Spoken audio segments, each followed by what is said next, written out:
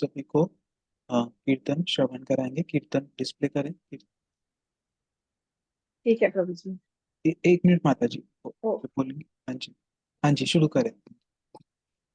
ओम अज्ञानतिमिरान्धस्य ज्ञानाञ्जन शलाकया चक्षुरुन्मीलितं येन तस्मै श्री गुरुवे नमः। सर्वप्रथम मैं अपने गुरुपाद जी के चरणों में कोटि कोटि नमन करती हूँ। हरे कृष्ण। कृष्ण नाम तू भजले मन भाव, भव सागर तर जाएगा। जो न तूने भजन किया तो फिर पाछे पछताएगा। क्या लेकर तू आया जगत में, क्या लेकर तू जाएगा। मुट्ठी बांधे आया जगत में, हाथ पसारे जाएगा। कृष्ण नाम तू भजले मन पाओ, भव सागर तर जाएगा। जो न तूने भजन किया तो फिर पाछे पछताएगा। धन दौलत और माल खजाना संग नहीं कुछ जाना है। इस दुनिया से रिश्ता तेरा एक दिन सब छूट जाना है। कृष्ण नाम तू भजले मनवा, भव सागर तर जाएगा। जो न तूने भजन किया तो फिर पाछे पछताएगा। दो दिन यहाँ पड़ा है मूरख, फिर सच्चे घर जाएगा। जो न तूने भजन किया तो फिर पाछे पछताएगा। कृष्ण नाम तू भजले मनवा, भव सागर तर जाएगा। जो न तूने भजन किया तो फिर पाछे पछताएगा। मनुष्य चोला पाया है तो हरि नाम का जाप करो। मनुष्य चोला पाया है तो हरि नाम का जाप करो। हरे कृष्णा कृष्णा कृष्णा हरे हरे, हरे राम राम राम हरे हरे, हरे कृष्णा कृष्णा कृष्णा हरे हरे, हरे राम राम राम हरे हरे। मनुष्य चोला पाया तो हरि नाम का जाप करो। चरण भक्ति प्रभु मुझको देकर मेरा भी उद्धार करो। माया मोह को छोड़ कर मूर्ख तू ऊपर उठ जाएगा। कृष्ण नाम तू भजले मनवा, भव सागर तर जाएगा। हरि बोल हरि बोल हरि बोल हरि बोल।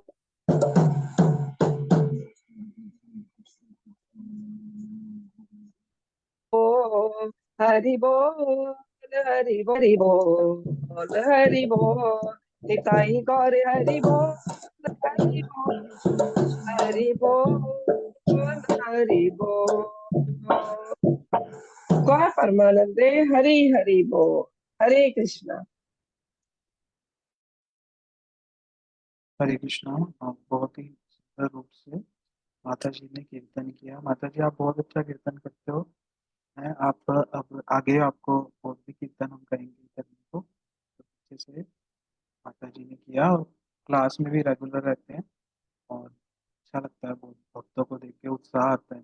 कुराली के भक्तों में एक विशेष उत्साह है, लोग बड़े अच्छे से सेवा को करते हैं। तो अभी जैसा कि हम क्लास में प्रणाम मंत्र करेंगे, तो अभी अनम्यूट करेंगे और पीछे पीछे कीर्तन को गाएंगे। वंदेहम श्री गुरु श्रीयुतपदकमलम श्री गुरून् वैष्णवांश्च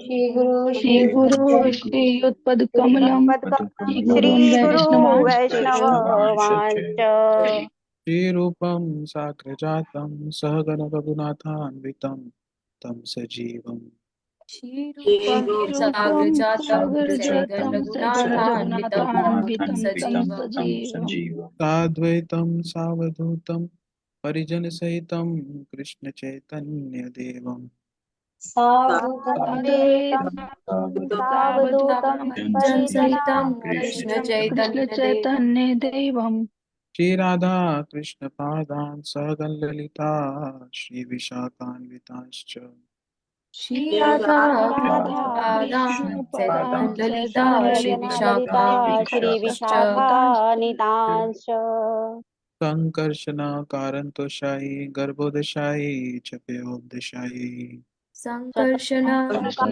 कारणतोषायी कारणं गर्भोदशायी च गर्भोदशाई शेषश्च यशांस कला स नित्यानंदखार्म अख्यार्यम शरणं नमस्तु शेषस्य शेषश्च यशांसि कला यशांसकला स च नित्यानन्दकार्यं शरणं ममस्तु। ममस्तु। नमो महावदन्याय कृष्ण प्रेम प्रदायते नमो नमो महावदन्याय महावदन्याय कृष्णप्रेम कृष्ण प्रेम प्रदायते। प्रदायते कृष्णाय कृष्ण चैतन्य नामने गौरक्षे कृष्णाय कृष्ण कृष्णाय कृष्ण भक्त चैतन्य चैतन्य नामने गौरकृष्णे नमः। गौरकृष्णे नमः।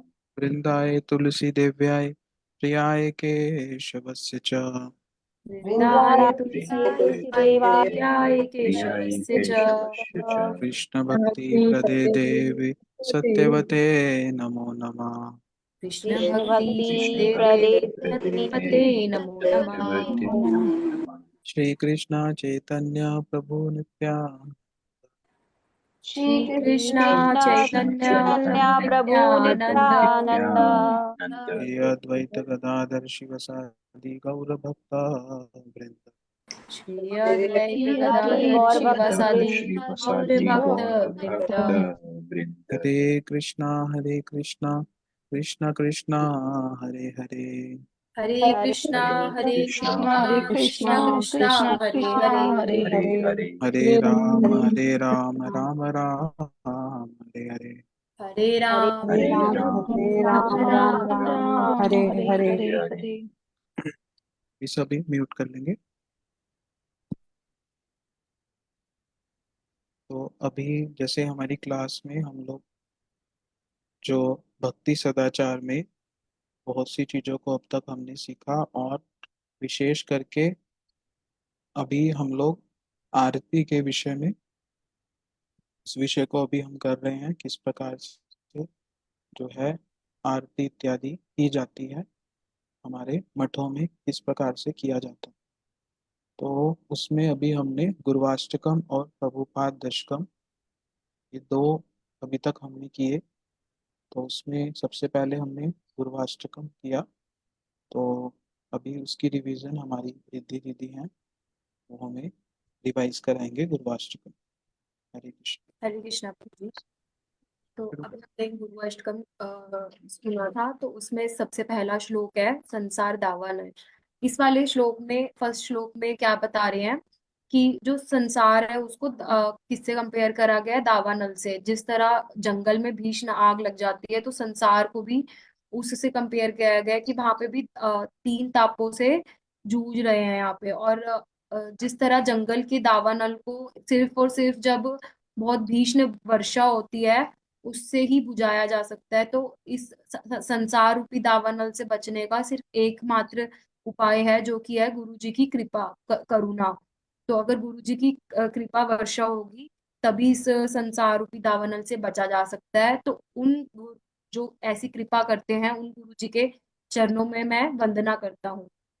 दूसरे श्लोक में बता रहे हैं कि जो गुरुदेव महाप्रभु की संकीर्तन में नृत्य करके या गीत गा के या कोई वाद्य बजाकर सेवा करते हैं, और उससे जो उनको जब सेवा करके प्रेम का अनुभव होता है तो उससे उनको बहुत से जैसे रोमांच, कंपा होना, शरीर में अश्रु आना, ऐसी अवस्था उनके साथ होती है। तो उन गुरु जी के चरणों में मैं वंदना करता हूँ।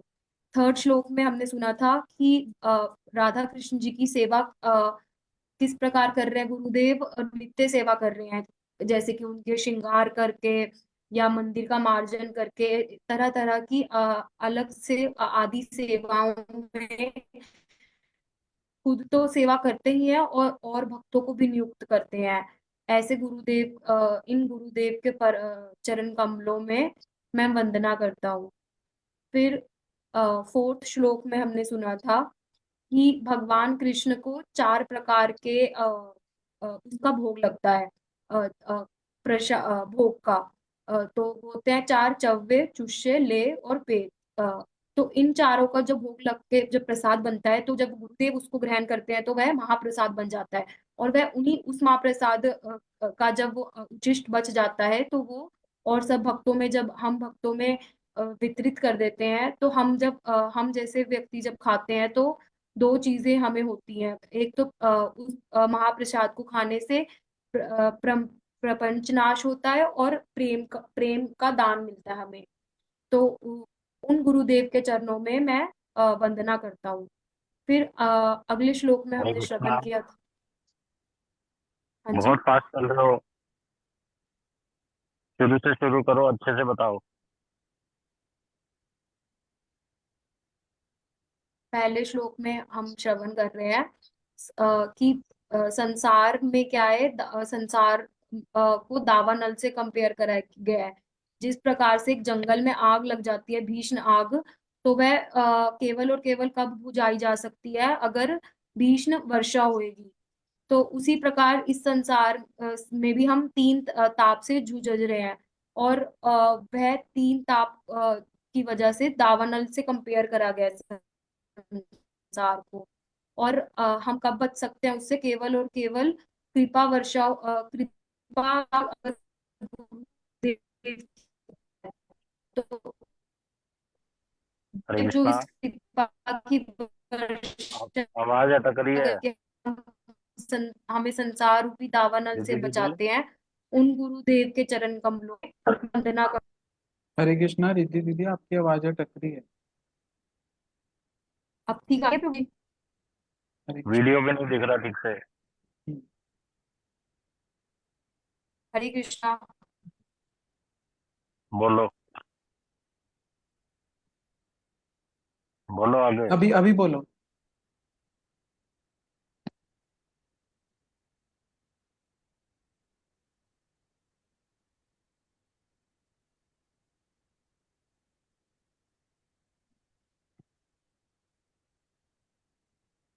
क्या हो गया?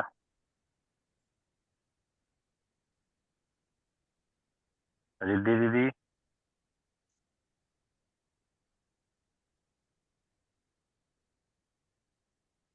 हम्म।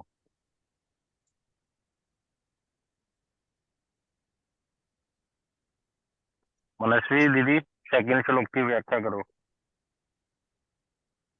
और सभी भक्तों से निवेदन है, स्क्रीन पे आ जाएं। कोई भी स्क्रीन पे नहीं आया हो आज। कृष्ण प्रभु जी, सेकंड श्लोक में है कि उन्होंने बताया है कि संकीर्तन से, नृत्य से, गीत से, तो जो भक्त महाप्रभु के साथ जो ये तीनों चीजें करते थे उनके शरीर से मतलब वो रोमांच, कंपा और अश्रु बहने लग जाते थे, क्योंकि उनको वो मतलब वो फील आता था कि हाँ हम भगवान की भक्ति कर रहे हैं। और मतलब वैसे जो गूज बम्स आ जाते थे कि मतलब भगवान का नाम इतना मतलब श्रेष्ठ है कि मतलब बहुत ही ज्यादा मतलब बहुत ही ज्यादा शिवर भी हो रहा है, इतना श्रेष्ठ भगवान का नाम है। तो क्या बोले जा इसलिए रहे हो? ये कब बताया मैंने? महाप्रभु के बारे में बताया था इस श्लोक में। इसमें महाप्रभु की सेवा कैसे गुरुजी करते हैं ये बताया था, कि महाप्रभु जी का जो मिशन है उसमें गुरुजी हेल्प करते हैं, कभी संकीर्तन करके, कभी नृत्य करके, गीत वाद्य आदि बजाकर, और भी सेवाओं को कर कर उससे फिर उनके प्रेम में डूब जाते हैं। कैसे पता चलता है? उनके हृदय कभी रोमांच हो रहा है, उनका शरीर कांप रहा है, कभी आंसू आ रहे हैं, ये सब लक्षण हमें गुरुजी में दिखलाई देते हैं। ये बताया था। पता नहीं कहाँ की बात कहाँ जोड़ रहे हो। ध्यान से सुना करो। रिद्धि दीदी, हरे कृष्ण तीसरे प्रभु जी। श्लोक से शुरू करो। Third third. श्लोक में हमने सुना था,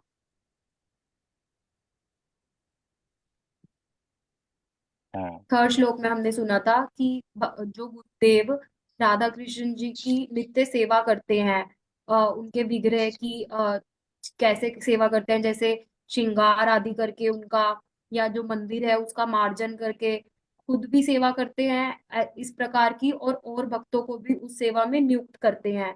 तो उन गुरुदेव के चरणों में मैं नमन करता हूँ।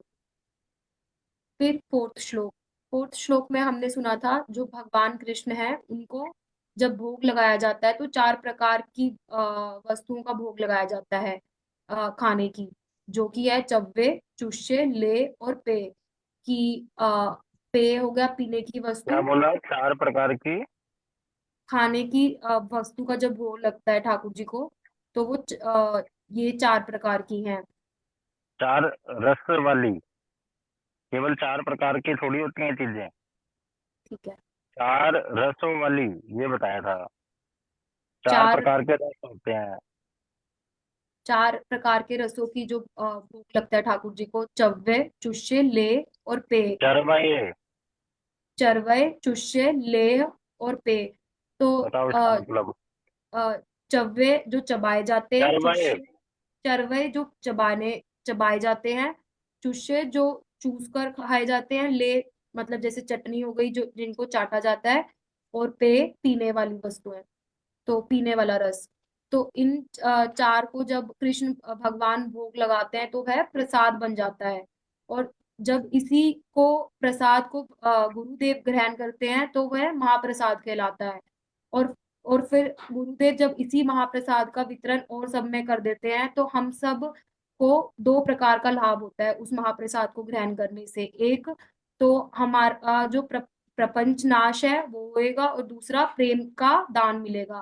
प्रपंच नाश मतलब कि जो इस संसार में हम फंसे हुए हैं, उन सब से बचेंगे और हमें भगवान की भक्ति का प्रेम दान मिलेगा।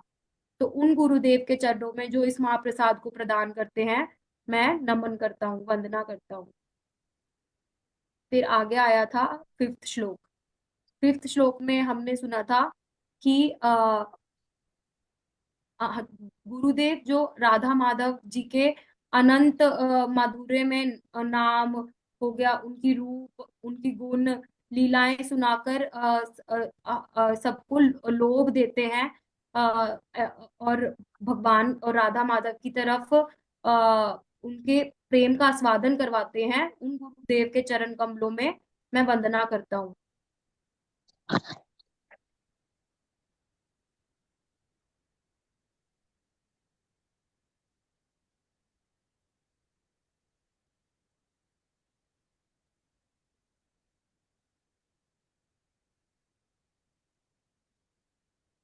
क्या कर रहे हो? फिर हमने अगले 6ठे श्लोक में सुना था कि जो गुरुदेव हैं वो किस प्रकार से निकुंज में सेवा करते हैं।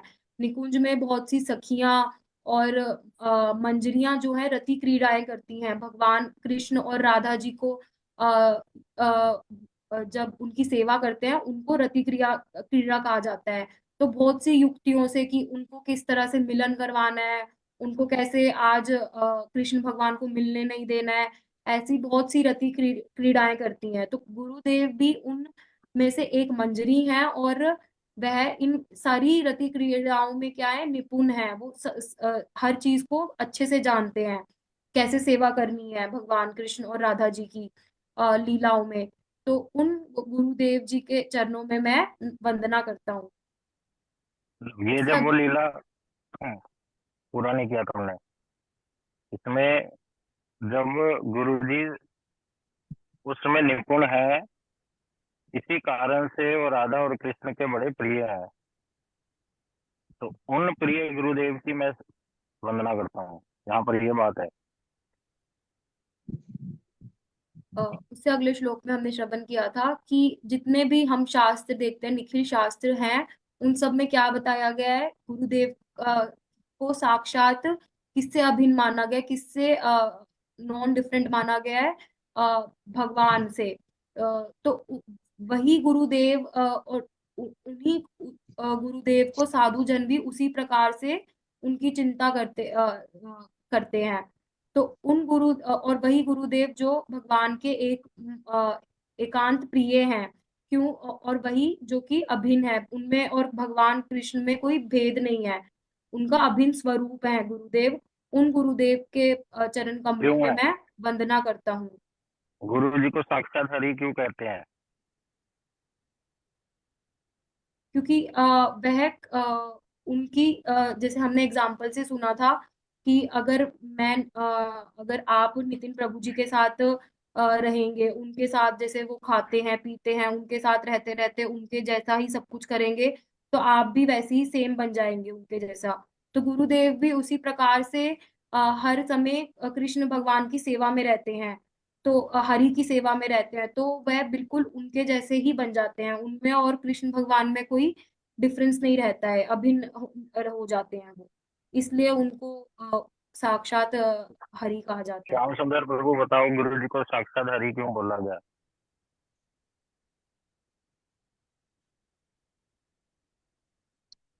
हरे कृष्णा श्याम सुंदर प्रभु। हरे कृष्ण प्रभु जी। हाँ जी, गुरु जी को साक्षात हरि क्यों बोला जाता है? क्योंकि हरि के भगवान समान। के जो पहले तो ये पूछता हूँ, क्या वो हरि है? नहीं, हरि नहीं है, लेकिन भगवान के ही साक्षात हरि शब्द का मतलब बता दो पहले।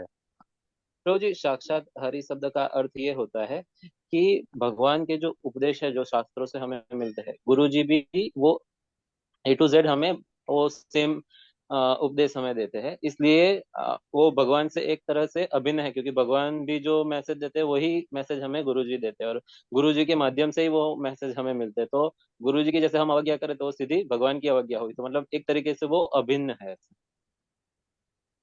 ठीक है। आशुतोष प्रभु जी, आप बताओ, साक्षात हरि की डेफिनेशन क्या है? रानी का थोड़ी होगी उसको बताओगे। हरे कृष्णा प्रभु जी, उनका नाम हाँ जी। साक्षात हरि तो ये समस्त शास्त्र। इसमें इसके बारे में एक छोटा सा एग्जांपल देके बात करने की कोशिश करूंगा।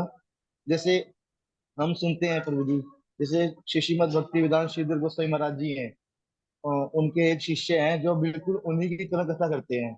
जैसे जैसे श्रीधर महाराज, श्री श्रीमद् भक्ति वेदांत श्रीधर गोस्वामी महाराज जी कथा बोलते हैं, वैसे ही उनके शिष्य कथा बोलते हैं।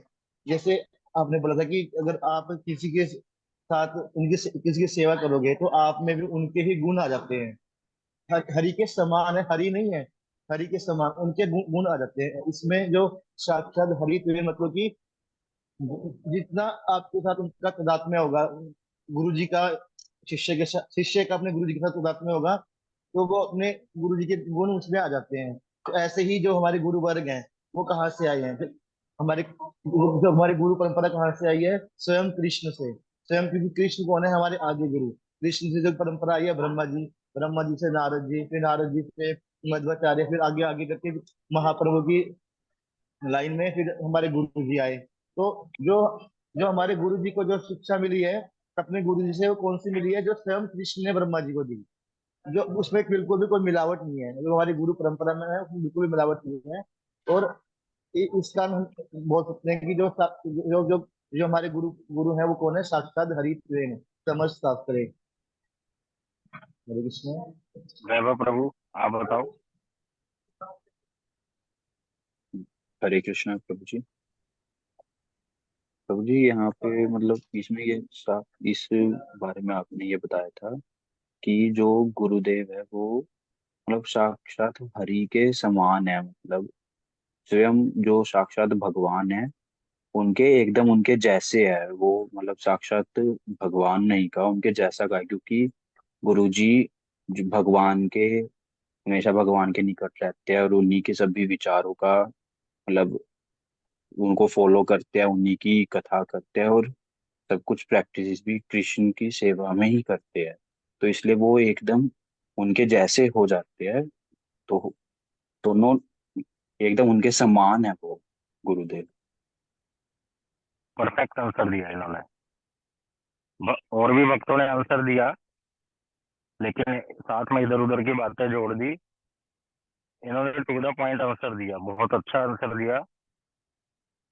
ऐसे ही हमें सीखना है कैसे कथाओं को बोलना है, क्या भाव बताने हैं। बहुत अच्छे से बताया इन्होंने। तो टू द पॉइंट ही बताना था कि गुरु जी हरि नहीं है, लेकिन हरि के समान है। तो हरि के समान कैसे हो जाते हैं वो? क्योंकि हर समय वो हरि के बारे में सोचते हैं, उन्हीं के ग्रंथ पढ़ते हैं, उन्हीं की सेवा करते हैं, और हमेशा उनके गुरु जी के हृदय में क्या बात चल रही होती है? मुझे अब कौन सी सेवा करनी है, कैसे मेरे को कृष्ण को प्रसन्न करना है। उनका हृदय में यही बात चलती है, हमारे तो नहीं चलता। हमारे तो और टॉपिक्स हैं हृदय में, कभी घर को लेकर, कभी समाज को लेकर।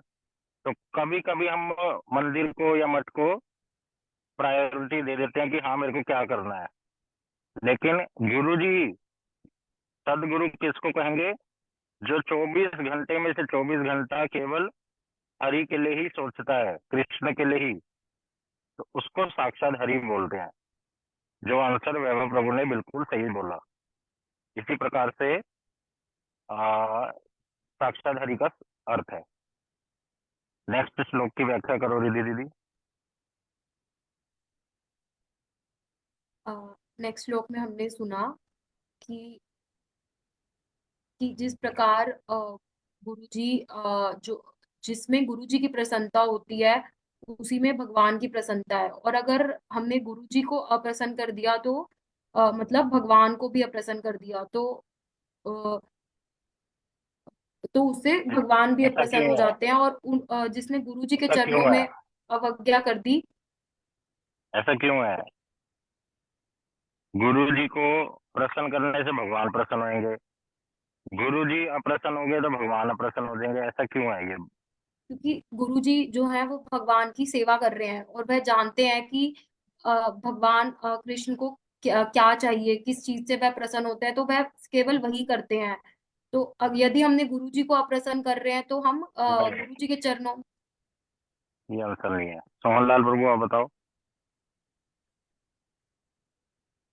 ऐसा क्यों है? कहा जाता है कि गुरु जी को प्रसन्न करने से भगवान प्रसन्न हो जाएंगे, और अगर हमने गुरु जी को अप्रसन्न कर दिया तो भगवान भी प्रसन्न हो जाएंगे। ऐसा क्यों है? अनम्यूट करो। हरे कृष्णा प्रभु जी। हाँ जी। प्रभु जी, जैसे कि अ,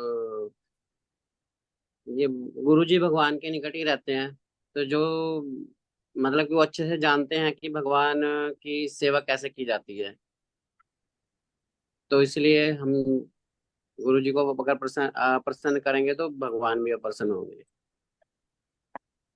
क्लोज हो आप थोड़े। गौर प्रभु आप बताओ। हरे कृष्ण प्रभु जी। प्रभु जी, अम, मेरे हिसाब मतलब मैं इस क्लास में तो उस वक्त था नहीं, लेकिन मैं फिर भी कोशिश करूंगा प्रभु जी। इस श्लोक में कहना चाहते हैं कि जो श्री गुरुदेव हैं डायरेक्ट बात बोलो, आंसर दो मेरा। जी प्रभु जी, जो जो गुरु जी है ना वो भगवान के निकट हैं, और जो हमें भक्ति मिलती है ना वो सिर्फ वो गुरुदेव जी से डायरेक्ट मिलती है। मतलब हम भगवान से डायरेक्ट जुड़ नहीं सकते, हम हमारे बीच में मतलब गुरु जी एक माध्यम है भगवान से और जुड़ने से, हम भगवान और हमारे बीच में कनेक्शन है गुरुदेव। तो जब गुरुदेव नाराज हो जाएंगे तो वो भगवान से फिर हमारा कनेक्शन टूट जाएगा, मतलब वो भगवान से ना, क्यों? भगवान यही तो पूछा, क्यों? क्योंकि क्योंकि प्रभु जी गुरु जी ना भगवान की लीलाओं में वो हमेशा गुम है, मतलब उनकी लीलाओं में ही है वो हमेशा, उनको ना 24 रुक घंटे। जाओ, कोई कोई आंसर देना चाहेगा तो हाथ खड़ा करो।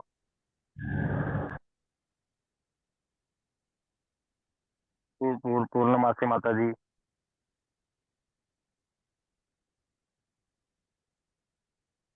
हरे कृष्णा प्रभु जी। हरे कृष्णा। हाँ जी, हाँ जी, बोलो। फिर अनम्यूट कर। दीदी, क्या कर रहे हैं आप? स्क्रीन कहाँ ले गए? हरे कृष्णा। हाँ जी, हाँ जी, बोलिए। प्रभु जी, क्योंकि गुरु जी जो है वो श्री हरि जी के भगवान के निज पार्षद है, निज जन है वो उनके। जैसे गीता में भी भगवान ने बोला है कि भी अगर तुम्हें कुछ भी प्राप्त करना हो तो मेरे निज जन के पास जाना। और जैसे नरोत्तम दास ठाकुर जी ने भी कहा है कि जो गोविंद है वो गुरु जी के हृदय में स्थान हृदय में रहते हैं। और अगर हम भगवान के प्रति कोई अपराध करते हैं तो हरिनाम करने से वो हमारा मार्जन हो जाएगा, लेकिन भगवान अगर गुरु जी के चरणों में हमारा अपराध हो जाएगा तो उसका कहीं मार्जन नहीं होगा। तो हमें उसके लिए हमें भगवान। हम्म। पूजा माता जी, आप बोलो कुराली से।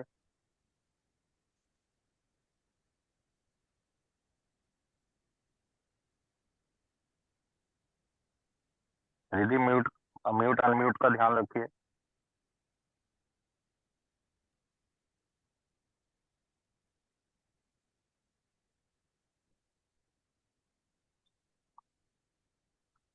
हरे कृष्णा। पूजा माता जी कुराली से। रिद्धि दीदी, आप बड़ा समय प्रभु लगा जी रहे हैं। कर दिया है, हरे कृष्णा एक्सेप्ट प्रभु नहीं जी। कर रहे अभी। हरे कृष्णा प्रभु जी। हाँ जी, बोलिए बोलिए। ऐसा क्यों कहा गया है कि गुरु जी की प्रसन्नता से भगवान प्रसन्न होते हैं, और गुरु जी अगर अप्रसन्न हो गए तो भगवान अप्रसन्न हो जाएंगे? क्योंकि गुरु जी हमें वहां तक ले जा सकते हैं, भगवान तक, और उनकी कृपा से ही हम भगवान तक पहुंच सकते हैं। गुरु जी की कृपा से ही हम भगवान तक पहुंच सकते हैं, उनके बिना हम। नहीं, मैं सिंपल पूछना चाह रहा हूँ, गुरु जी और भगवान का क्या संबंध है? ये आंसर है, ये बताओ। आ नहीं रहा गुरु, अभी प्रभु जी कुछ नहीं आ रहा दिमाग में। सीमा माता जी सिटी से।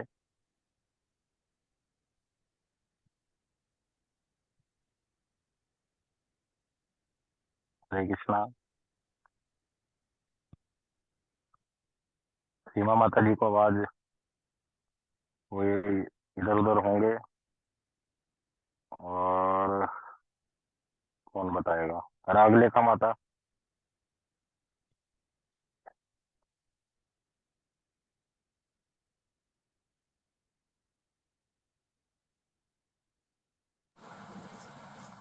हरे कृष्ण प्रभु जी। हम्म। प्रभु जी, क्योंकि एकमात्र गुरुदेव ही है जिनकी कृपा से हमें भगवत धाम की प्राप्ति होती है। वो तो वहीं पे बात अटक गई। क्वेश्चन ही रिपीट करे जा और रहे हो आप और सब तो। जो भगवान है वो अपने निज जन यानी जैसे गुरुदेव है उनके हृदय में वास करते हैं। तो जब हम गुरुदेव के चरणों में कोई अपराध करते हैं, उनके अनुग्रह में नहीं मतलब सेवा करते, अनुगत्य में सेवा नहीं करते, तो फिर जब गुरुदेव हमसे नाराज हो जाएंगे तो क्योंकि हृदय उनके हृदय में वास करते हैं भगवान, तो इसी वजह से क्या कहते हैं, वे भगवान भी अप्रसन्न हो जाएंगे। नितिन प्रभु, आप बताओ। गुरु जी और भगवान का क्या संबंध है? अच्छा, गुरु जी जो है वो भगवान के जो है जैसे हमने अभी सुना कि वो क्या करते हैं, करुणा शक्ति के प्रकाश हैं भगवान। और जो क्या होता है कि यस्य प्रसादात भगवत प्रसादो, कि जो गुरुदेव हैं वही हमारा संबंध जो है वो भगवान से कराते हैं। क्योंकि और यदि हम गुरुदेव को ही अप्रसन्न कर देंगे तो हमारा फिर भगवान से संबंध हट जाएगा। और गुरुदेव कौन है? भगवान के धाम में भगवान की मैं सेवा पूछ को रहा करते हैं। हूँ, हाँ जी। आप लोगों की हाँ बातें जी। सही है सबकी, किसी की भी बात गलत नहीं है। सिंपल सा आंसर इसका ये है, गुरुजी भगवान के प्रिय हैं। गुरुजी भगवान की प्रिय वस्तु हैं। उन और किसी की जो प्रिय वस्तु है उसको अगर छेड़छाड़ करोगे तो रिएक्शन कहाँ जाएगा? जिसकी वस्तु है। गुरुजी कौन है? भगवान के बड़े प्रिय हैं, सबसे प्रिय हैं उनके। तो अगर उस प्रिय वस्तु को प्रसन्न कर दोगे तो अपने आप गुरुजी प्रसन्न हो जाएंगे। और अगर गुरुजी जो भगवान की प्रिय वस्तु है उनको अप्रसन्न करोगे तो ऑटोमेटिकली भगवान अप्रसन्न हो जाएंगे। ये पूछना चाह रहा हूँ मैं कि गुरुजी और भगवान का संबंध क्या है। बार बार ये बोल रहा था मैं। गुरुजी क्या है? भगवान के बहुत प्रिय हैं। सिंपल सी बात है। अगर मेरी प्रिय वस्तु को कोई छेड़ेगा, उसको इधर उधर करेगा, तो मुझे दुख होगा ना कि इसने मेरी प्रिय वस्तु को इधर उधर कर दिया। जैसे माता पिता के प्रिय उनके बच्चे हैं, उनको कोई डांट लगा दे बिना बात के या कुछ कर दे तो बड़ा दुख होता है, गुस्सा आता है। और अगर उनको कोई प्रेम करे उन्हीं के बच्चों को तो बड़े खुश होते हैं ना स्वयं, कि मेरे बच्चे के अच्छे मार्क्स आए, सब उसकी कितनी प्रशंसा कर रहे हैं। उसी तरह से गुरुजी बहुत प्रिय है भगवान के। तो गुरुजी को प्रसन्न करने और अप्रसन्न की बात इसलिए कही गई है। केवल यहाँ तक नहीं सीमित रहना कि हाँ गुरुजी है और उनको मुझे प्रसन्न करना है, कभी अप्रसन्न नहीं करना। लेकिन उसके पीछे भावना ही नहीं पता क्यों ऐसा है। क्योंकि वो भगवान के बड़े प्रिय हैं। ये बात ध्यान रखनी है हमें। आंसर सबके ठीक थे, लगभग लगभग सब करीब ही थे। लेकिन ये जो मैं आपको कह रहा था बार बार कि गुरुजी और भगवान का क्या संबंध है, वो वहां पर थोड़ा सा रह गया। लास्ट श्लोक। लास्ट श्लोक में हमने श्रवण किया था कि जो भी व्यक्ति इस जो गुरु अष्टकम जिसका अभी हमने मतलब श्रवण किया है, ब्रह्म मुहूर्त में पूरे यत्न से उच्च स्वर में पाठ करता है, तो उसको वस्तु सिद्धि प्राप्त होती है। तो उसको ये वंदना की इस गुरु वंदना की सेवा करनी चाहिए। वस्तु सिद्धि क्या है? कि हम जो अ, कि हम कृष्ण भगवान के नित्य दास हैं। हमें अपना जिस स्वरूप में है उस स्वरूप में हम सिद्ध हो जाते हैं। जिस स्वरूप में हमें भगवान की सेवा कर रहे हैं उस स्वरूप को प्राप्त करते हैं, तो उसको वस्तु सिद्धि कहते हैं। नहीं, उसको बोलते हैं स्वरूप सिद्धि। दो शब्द हैं, एक होता है स्वरूप सिद्धि और एक शब्द होता है वस्तु सिद्धि। सिद्धि का मतलब है परफेक्शन, परफेक्ट हो गया है। प्रैक्टिस करते करते, साधन करते करते, साधन कर रहे हैं ना अभी हम, तो साधन करते करते क्या हो गया? सिद्ध हो गया है। लेकिन स्वरूप दो प्रकार का बताया, स्वरूप सिद्धि और वस्तु सिद्धि। नितिन प्रभु एक्सप्लेन करो स्वरूप सिद्धि और वस्तु सिद्धि।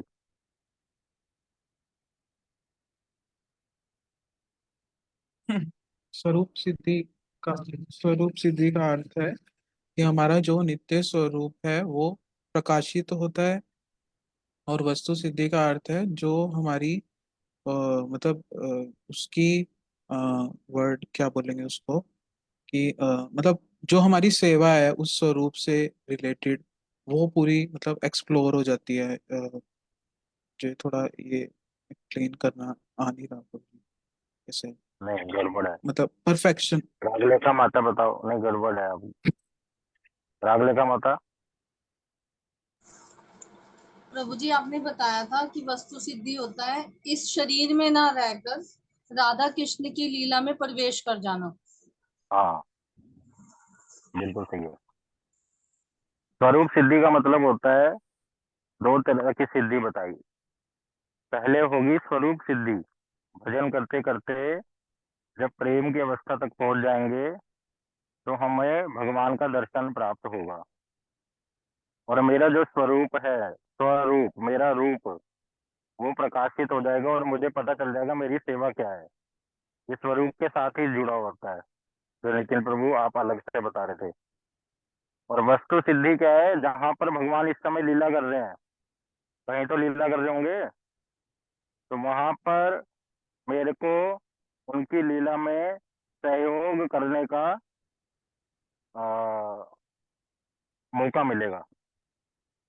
तो ये उसकी बात कर रहे हैं कि ये गुरुवास्तकम कहाँ तक ले जाएगा हमें। ये गुरुवास्तकम अर्थात गुरु जी की सेवा करने से हमें कहाँ तक ले जाएगा? जहाँ राधा और कृष्ण की लीला चल रही है, वहां पर मेरे को ले जाएगा। स्वरूप तो प्रकट होएगा ही, वो उससे पहले वाला स्टेप है। साथ ही साथ मेरे को लीला में प्रवेश मिल जाएगा। स्वरूप सिद्धि में लीला में प्रवेश नहीं मिलता, उसमें आपको अपनी लीला वगैरह पता चल अपना स्वरूप, अपना सेवा, ये सब पता चल जाएगा। लेकिन वस्तु सिद्धि में आप भगवान की लीला में प्रवेश कर जाएंगे, जहां पर साक्षात आप कृष्ण का दर्शन कर रहे हैं, राधा रानी का दर्शन कर रहे हैं, ये सब होगा। तो ये गुरुवास्तकम बहुत इंपॉर्टेंट है, इसलिए रिवाइज कराया अच्छे से कि कुछ रह ना जाए। अभी कुछ पूछना चाहता है कोई गुरुवास्तकम से रिलेटेड क्वेश्चन तो पूछ ले।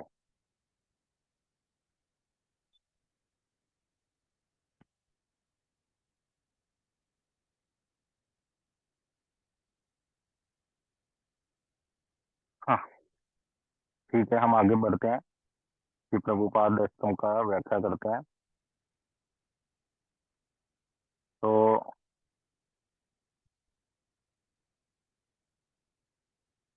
एक मिनट।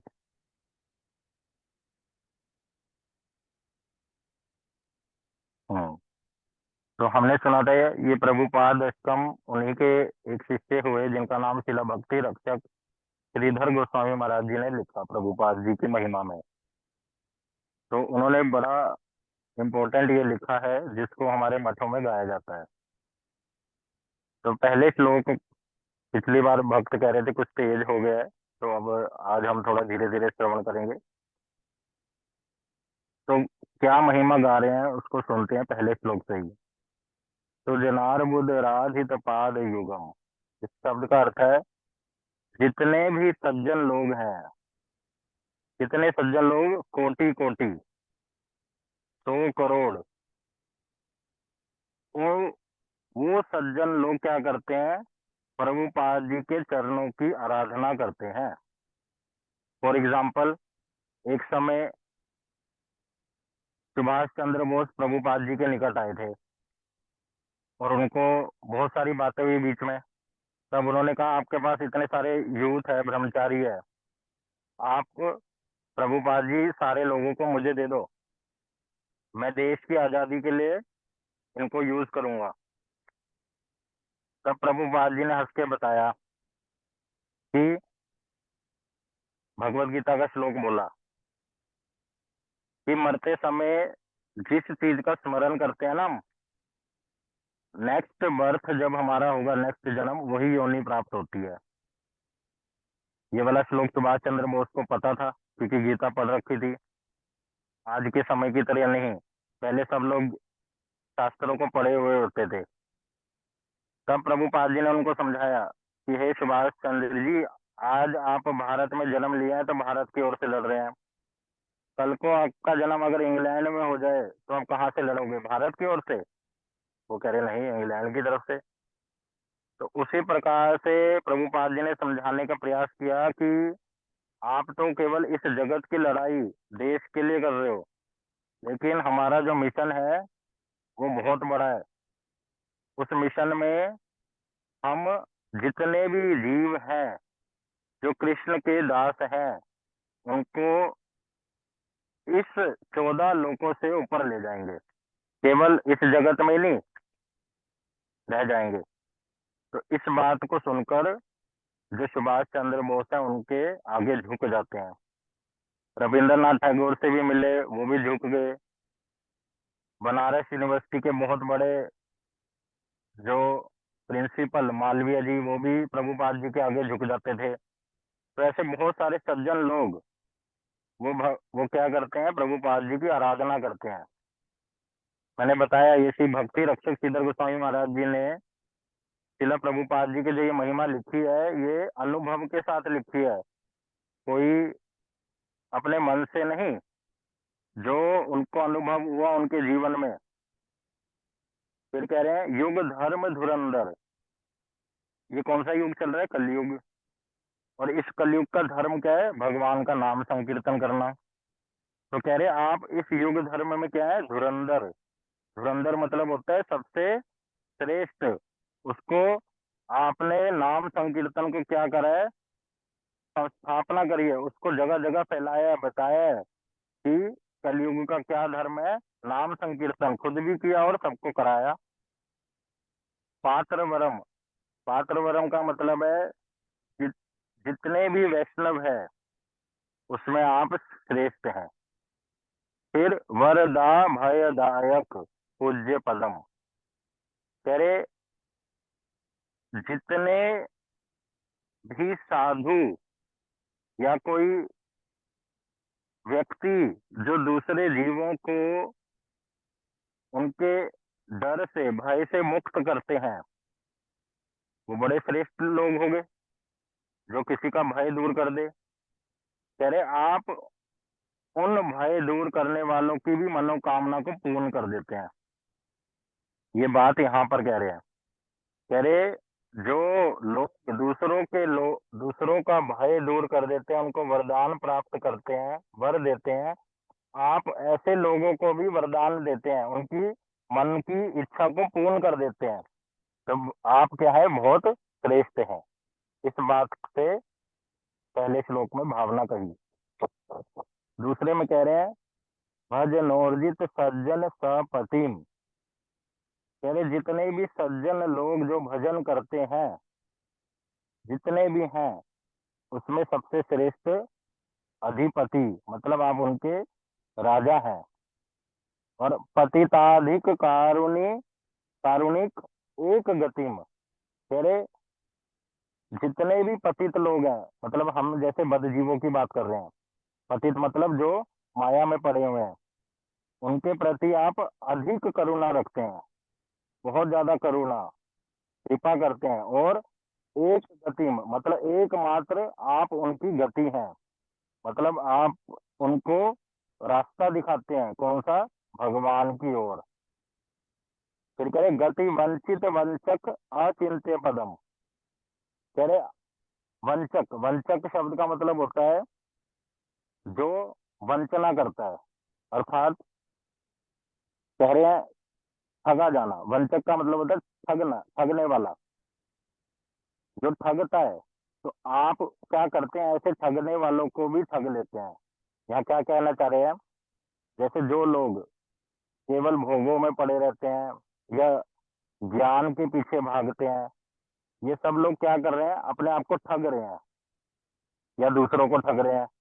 लेकिन आप क्या करते हैं? प्रभुपाद जी भक्ति की बातों को बताकर उनके हृदय को परिवर्तन कर देते हैं, अर्थात उनको ठग लेते हैं। तो ये कृपा करते हैं प्रभुपाद जी ऐसे वंशकों की वंचना कर कर। कैसी कैसी भावना, कितनी सुंदर सुंदर भावना बोल रहे हैं।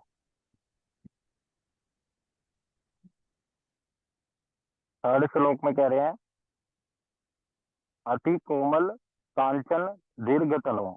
यहाँ पर प्रभुपाद जी के शरीर के बारे में बता रहे हैं कि आपका जो तनु अर्थात शरीर है वो बड़ा कोमल है, और कांचन मतलब उसका रंग कैसा है? सोने की तरह। और दीर्घ मतलब लंबा और चौड़ा। प्रभुपाद जी की जिन भक्तों ने फोटो देखी हो स्टैंडिंग वाली, उसमें ये दर्शन होता है। फिर कह रहे आपका जो तनु निंदित हेम मृणालम मदम। फिर आपका जो शरीर है इतना सुंदर, वो मृणाल, मृणाल क्या होता है? कमल के फूल की नाल, डंडी नीचे वाली। और कौन से वाले कमल की बात कर रहे हैं? हेम। हेम मतलब सोने वाला कमल, जो सोने के रंग जैसा है। तो वो जो सोने की नाल है, उसको भी, जो सबसे सुंदर वस्तु इस जगत में मानी जाती है, उसको भी क्या कर देता है? उसके सुंदरता को भी फीका कर देता है, निंदित कर देता है। आपके शरीर का ये इतना सौंदर्य है। फिर कह रहे, आपके शरीर की तुलना, मतलब शरीर के बारे में बताते हैं, क्या कह रहे हैं उनके रूप के बारे में? मदनार्बुद वंदित चंद्र पदम। कह रहे मदन, मदन किसको बोलते हैं? कामदेव को। भगवान का एक नाम है ना, मदन मोहन। मदन अर्थात कामदेव। उस कामदेव को जो मोहित कर ले, तो उनका नाम क्या है? मदन मोहन। तो एक बारी कामदेव को क्या हुआ? बड़ा अपने पे अभिमान हो गया कि मैं सबके ऊपर कंट्रोल कर लेता हूँ। तो उसने ब्रह्मा जी को भी कंट्रोल कर लिया, शिव जी को भी परास्त कर दिया। उसकी इच्छा आई कि मैं कृष्ण को भी परास्त कर दूंगा। तो भगवान ने कहा ठीक है, अर्धरात्रि के समय जब हम रासलीला करते हैं, तब आप आ जाना। तब आता है मदन, कामदेव। और वो भगवान के जब निकट पहुंचता भी नहीं, दूर से ही भगवान के चरणों में से, उनके अंगूठे से, अंगूठे के नाखून से जो सौंदर्य निकलता है, उस सुंदरता के दर्शन करके ही वो मूर्छित हो गया, हार गया। वो, हम लोग इसी कामदेव के द्वारा हारे हुए हैं सारे। हमारी इच्छाएं नहीं खत्म होती। लेकिन वो कामदेव जो सभी जगह विजय प्राप्त कर चुका है, वो कृष्ण के चरणों के नाखून की सुंदरता को, जो निकलती है वहां से प्रभा, उसका दर्शन कर कर ही वो परास्त हो गया। इसलिए भगवान का एक नाम क्या हो गया? मदन मोहन। तो कह रहे प्रभुपाद जी, प्रभुपाद जी क्या है? मदन अर्बुद। अर्बुद मतलब कोटि कोटि, 100 करोड़ कामदेवी इकट्ठे होके क्या करते हैं? ऐसे प्रभुपाद जी के चरणों की वंदना करते हैं। क्यों? क्योंकि कृष्ण के वो क्या है? सबसे प्रिय हैं, जो हमने पहले भी सुना। कृष्ण की प्रिय वस्तु है प्रभुपाद। इसलिए ऐसे बड़े कामदेव जो कृष्ण के आगे हार जाएंगे, तो उनके भक्तों के आगे तो पक्का ही हारेंगे।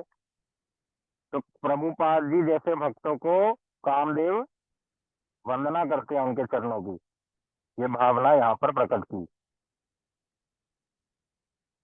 फिर 4th श्लोक में कह रहे हैं, निज सेवक तारक रंजी विधु। कह रहे विधु का मतलब होता है चंद्र। जैसे एक चंद्रमा जब अपनी पूरी रोशनी का प्रकाश करता है, तो जितने भी आसपास नक्षत्र मंडल अर्थात तारे, नक्षत्र ये होते हैं, ये फीके पड़ जाते हैं। और चंद्रमा की जो सुंदरता है वो बड़ी निकल कर आती है। उसी तरह से, और साथ ही साथ क्या है, वो तारों को रोशनी भी प्रदान कर रहे हैं।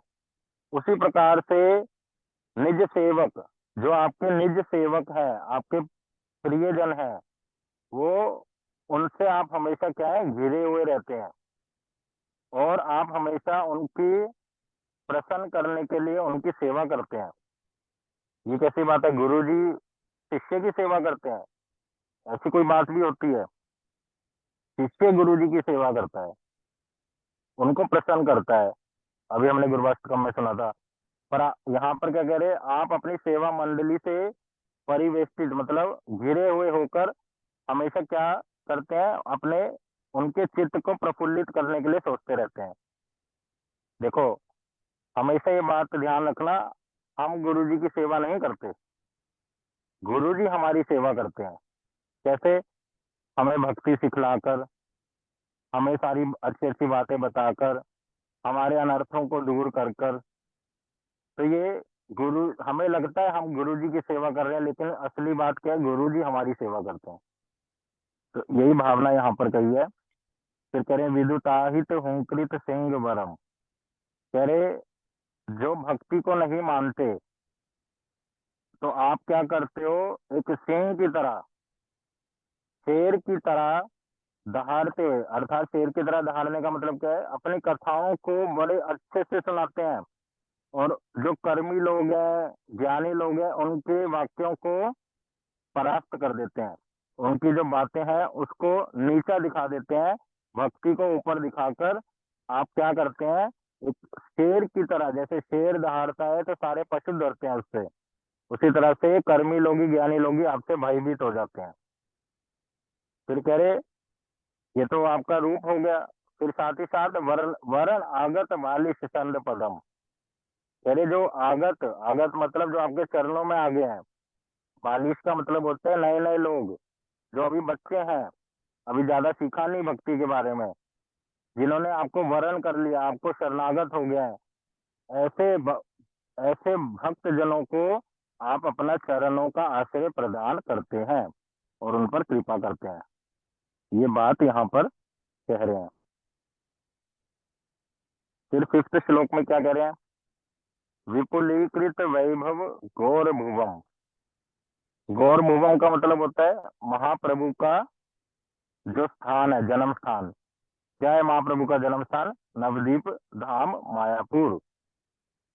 कह रहे आप क्या करते हैं, विपुलीकृत वैभव, वैभव मतलब ऐश्वर्य, और विपुल मतलब बहुत सारा।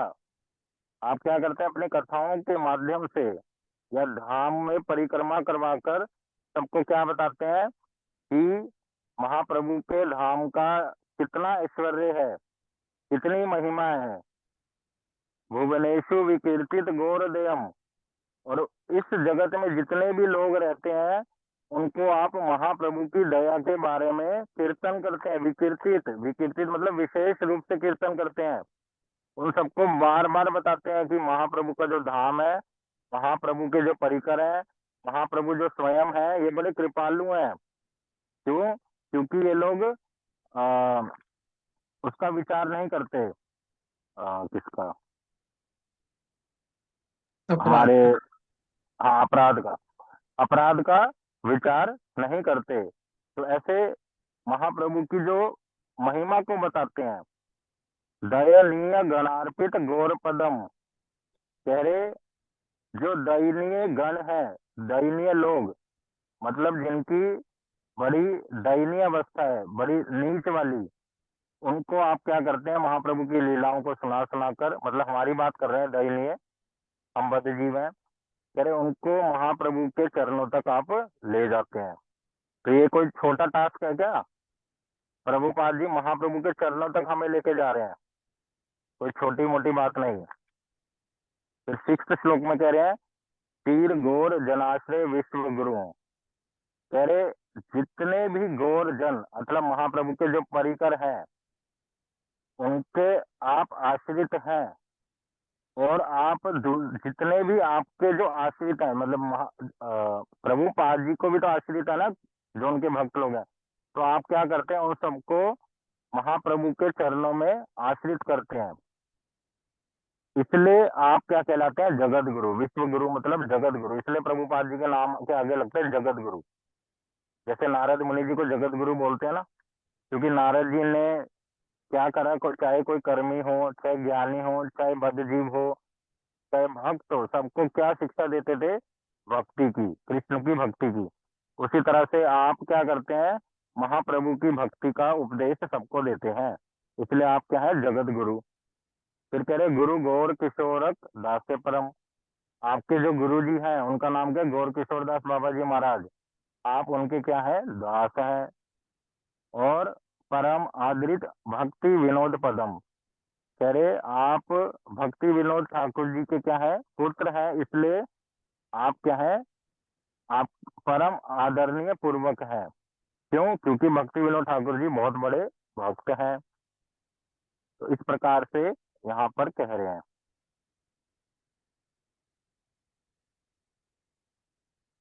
7th श्लोक, रघुरूप सनातन कीर्ति धर्म, धरणीतल कीर्तित जीव कविम कविराज नरोत्तम सख्य पदम। ये इकट्ठा बता देता हूँ क्योंकि एक ही भावना से कहा है। कह रहे हमारे जितने भी षड गोस्वामी हैं, रूप गोस्वामी जी, सनातन गोस्वामी जी, जीव गोस्वामी जी, या फिर कहो कविराज गोस्वामी जी, या श्री नरोत्तम दास ठाकुर जी, इन सब ने जिस बात को बोला उसी बात को आप कहते हैं। कोई अपने मन की बात नहीं कहते प्रभुपाद। वो षड गोस्वामियों ने क्या प्रचार किया? जो महाप्रभु ने सिखाया उनको। तो उन्हीं गोस्वामियों की जो बातें हैं वो जगत में कौन बता रहे हैं? प्रभुपाद जी। और प्रभुपाद जी जितनी भी कीर्तियां हैं, कीर्तन है, इन गोस्वामी वर्गों के जगत में बता रहे हैं।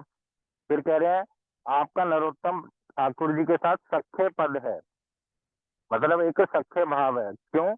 प्रभुपाद जी तो बहुत लेट आए और नरोत्तम ठाकुर जी बहुत पहले आए थे, ये सखा कैसे हुए? तो कह रहे नरोत्तम ठाकुर जी के जो जीवन में, उनका जब जीवन चरित्र हम सुनते हैं, उनके जीवन चरित्र में ऐसी बहुत सारी बातें हैं जो प्रभुपाद जी के जीवन चरित्र में एज इट इज देखी जाती हैं। और ऐसे ही कृष्णदास कविराज गोस्वामी जी के जीवन चरित्र में भी ऐसी बातें हैं जो नरोत्तम दास ठाकुर जी के में देखी जाती हैं। जितने भी गोस्वामी हैं उनके जीवन में भी जो देखा जा रहा है वही as it is Prabhupada ji के जीवन में देखा जा रहा है। इसलिए प्रभुपाद जी को, इन सब गोस्वामियों वर्गों को क्या कहा जाता है? रिप्रेजेंटेटिव, उन सबको रिप्रेजेंट करने वाले। तो सभी गोस्वामियों की बातों को हमें बताने वाले हो। फिर कह रहे कृपया हरि कीर्तन मूर्ति धर्म, आपने कृपा पूर्वक क्या किया है इस धरती पर आकर। क्योंकि प्रभुपाद जी कौन है? प्रभुपाद जी साक्षात राधा कृष्ण के सेवक हैं, वो हमेशा उनकी धाम में रहते हैं। लेकिन हम बद्ध जीवों पर कृपा करने के लिए आपने इस धरती पर क्या करा है? अपना जन्म लिया है। मतलब अपना जन्म लेकर, कौन सा जन्म लिया है? कैसा जन्म? कह रहे हरि कीर्तन मूर्ति। मूर्ति का मतलब होता है स्वरूप, रूप। आपका रूप कैसा है? हरि कीर्तन। हरि कीर्तन के साथ कंपेयर क्यों करा नितिन प्रभु?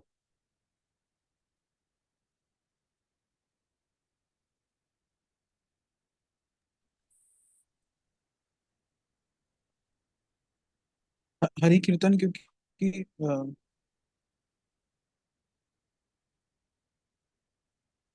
मतलब हरि हरि कीर्तन ही सबसे हरि श्रेष्ठ कीर्तन मूर्ति बताया है। शब्द का मतलब क्या है? मतलब हर समय कीर्ति का गान करना भगवान की। हम्म, प्रभुपाद जी, हम लोग गौड़िया मठ में जुड़े हैं और हम लोगों का लक्ष्य रहता है जो प्रभुपाद जी ने हमें सिखाया है उसी बातों को हम फॉलो करते हैं। प्रभुपाद जी ने जो जो कहा है हम उसको फॉलो करते हैं। और प्रभुपाद जी ने सर्व, जैसे इसको उदाहरण से समझ जाता हूँ। भागवत ग्रंथ सबको पता है, और जो श्रेष्ठ वैष्णव होते हैं उनको कहा जाता है महाभागवत। एक होता है ग्रंथ भागवत और एक होता है भक्त भागवत। ग्रंथ भागवत जो हम सबके घरों में बुक है, और एक होता है भक्त भागवत। तो उस भक्त के आगे भागवत शब्द क्यों लगता है?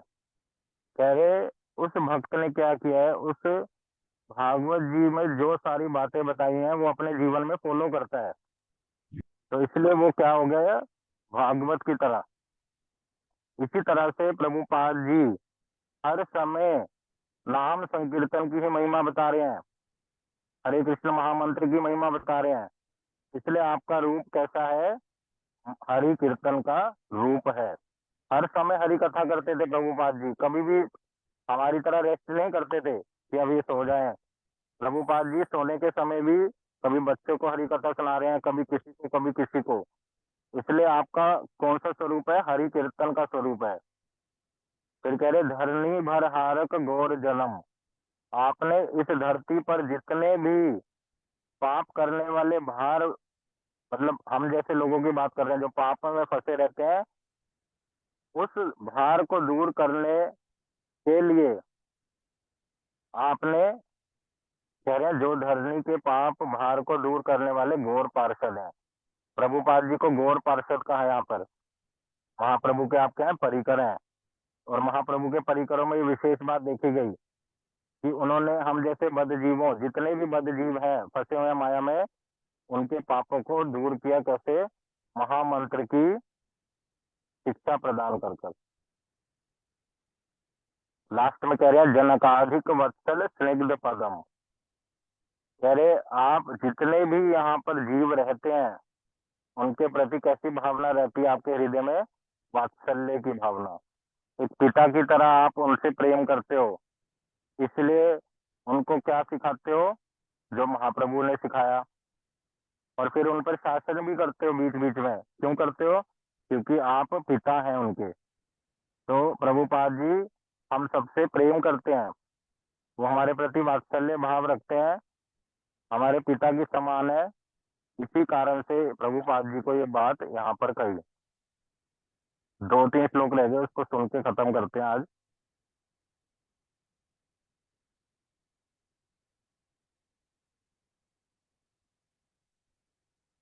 नाइन्थ में कह रहे हैं शरणागत किंकर कल्पतरु। कह रहे जो आपको शरणागत हो गए हैं, जो आपके शरणागत भक्त हैं, जो सारी आपकी बातों को मानते हैं, आप उनके लिए कैसे हैं? कल्पतरु वृक्ष की तरह। कल्पतरु कौन होता है? एक ऐसा वृक्ष होता है जो सारी इच्छाओं को पूरा कर देता है। और फिर कह रहे हैं तरुधिकृत धीर वदान्य वरम। हिंदी में पढ़ते हैं जिनकी सहिष्णुता और उदारता वृक्षों को भी लज्जित कर देती है। कैसी कैसी बातें यहाँ पे लिख रहे हैं, हमारी समझ से भी परे है। कह रहे एक वृक्ष जैसे बड़ा सहिष्णु होता है, उसको कोई काट भी दे फिर भी वो सबको छाया प्रदान करेगा, अपनी लकड़ी प्रदान करेगा, फल प्रदान करेगा। तो कह रहे वृक्ष जो बड़ा सहिष्णु है,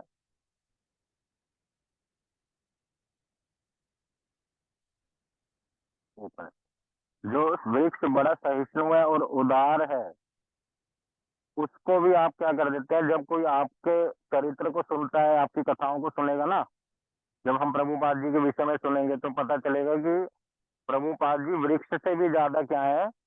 सहिष्णु है। प्रभुपाद जी के ऊपर अटैक हो गया था सोडा बोतल से, कर्मी लोगों ने, ज्ञानी लोगों ने उनकी परिक्रमा पर अटैक कर दिया। पुलिस आई, प्रभुपाद जी से पूछा, प्रभुपाद जी कुछ कहना चाहेंगे? तो कहा नहीं, हम किसी के बारे में कुछ नहीं कहना चाहेंगे। ये उनकी उदारता है, सहिष्णु है। तो इस प्रकार से वृक्ष भी लज्जित हो जाएगा। वृक्ष कहेगा भैया मेरे से भी ज्यादा सहिष्णु उदार कौन है? प्रभुपाद। फिर कह रहे वर देन्द्र गणार्चित दिव्य पदम। कह रहे वर दाताओं में जो श्रेष्ठ व्यक्ति हैं वो कौन है? आप हैं। तो इस प्रकार से यहाँ पे 9th में कहा। 10th में कह रहे हैं परहंस वरम परमार्थ पतिम। जो परम हंस होता है, एक होता है हंस पक्षी, और हंसों का, पक्षियों में जो राजा होता है उसको कहते हैं परम हंस। ये जो परम हंस होता है दूध का दूध, पानी का पानी करना जानता है। इसको दूध और पानी मिलाकर दे दो ना, इसकी विशेषता होती है दूध अलग कर देगा, पानी अलग कर देगा। ये पक्षी की विशेषता है। और जो परम हंस है, सारे हंस ऐसा कर सकते हैं, लेकिन परम हंस और भी सुंदर सुंदर कार्य कर सकता है। तो उन परम हंस में भी जो सर्वश्रेष्ठ है वो है आप हैं।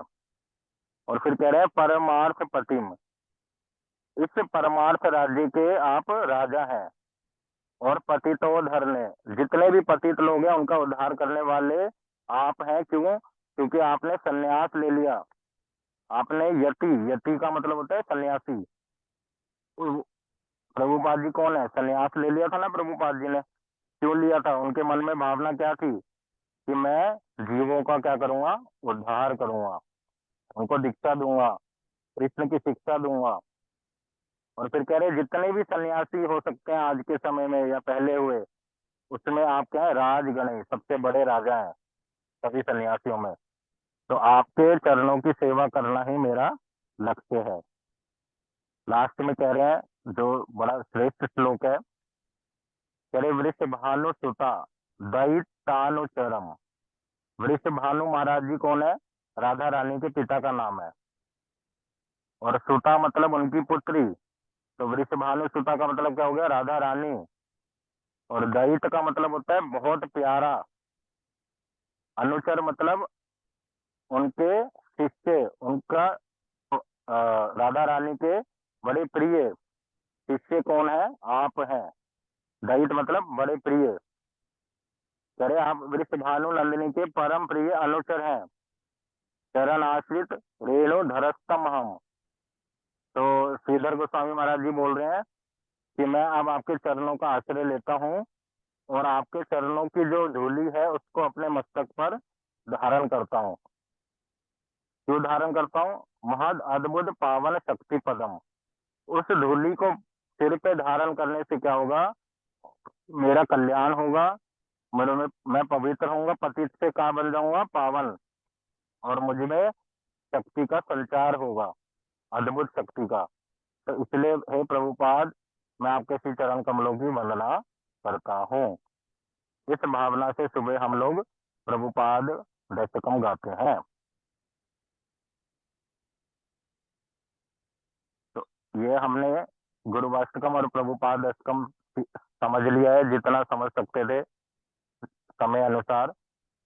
अब कल की क्लास में हम भगवान की आरती कौन सी गाई जाती है सुबह मठों में वो समझेंगे।